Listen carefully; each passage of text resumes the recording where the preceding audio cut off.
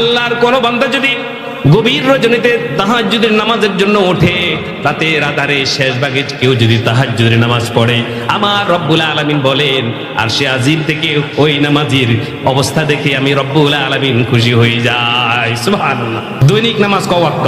5 ওয়াক্তের পরেও আরেকটা স্পেশালি নামাজ আছে, সেটার নাম কি? তাহাজ্জুদের নামাজ।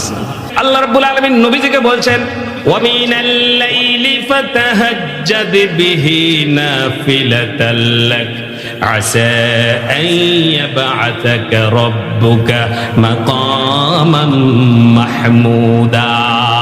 জোরে বলেন আল্লাহু আকবার। 5 ওয়াক্ত নামাজের আযান দেয় মুয়াজ্জিন, জোহরের আযান দেয় মুয়াজ্জিন, ইশারের নামাজের আযান দেয়া হয় মুয়াজ্জিন, আমাদেরকে ডাকে, কিন্তু তাহাজ্জুদের আযান কোনো মুয়াজ্জিন দেয় না। আমার রব্বুল আলামিন সরাসরি আযান দিয়ে আল্লাহ তার বান্দাদেরকে ডাকে, বান্দারে রাতের 3 ভাগের 2 ভাগ শেষ হয়ে গিয়েছে, আরেক ভাগ বাকি আছে, ও বান্দা ঘুম থেকে ওঠ, ঘুম থেকে ওঠ।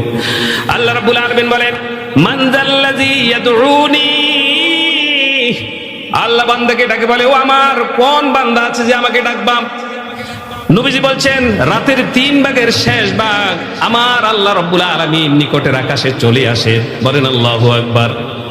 আমাদের উপরে যে আসমান আছে আল্লাহ রাব্বুল আলামিন রাতের 3 ভাগের শেষ ভাগে আল্লাহ নিকটের আকাশে আসেন। আয়েশা আল্লাহ রাব্বুল আলামিন বান্দারকে ডেকে বলেন মান যাল্লাযী ইয়াদউনি, এমন কি আছো আমাকে ডাকবা, আমাকে ডাকো, আমি তোমার ডাকে সাড়া দিয়ে দিব।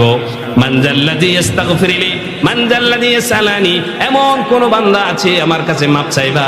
জীবনে কত গুনাহ করেছো, মানুষ হত্যা করেছো, জিনা করেছো, চুরি করেছো, বাজারের মধ্যে ব্যবসায় ফাঁকি দিয়েছো, গভীর রজনীতে জিনা করেছো, মায়ের সাথে বেয়াদবি করেছো, ওস্তাদের সাথে বেয়াদবি করেছো, পাড়ার মানুষদের সাথে এই আল্লাহ বেআইনি মামলা দিয়েছো, মিথ্যা সাক্ষী দিয়েছো, মিথ্যা কথা বলেছো, আছে না নাই?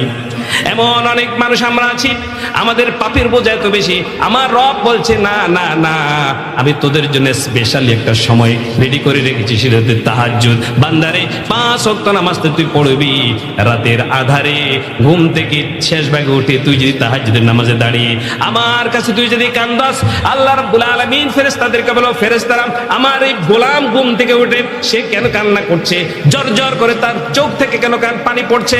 ফেরেশতারা বলেন আল্লাহ এটা তো তোমার বান্দা, তুমি তো ভালো জানো কেন সে কাঁদছে। আল্লাহ বলেন না, তোমার কাছ থেকে, তোমাদের কাছ থেকে আমি শুনতে চাই।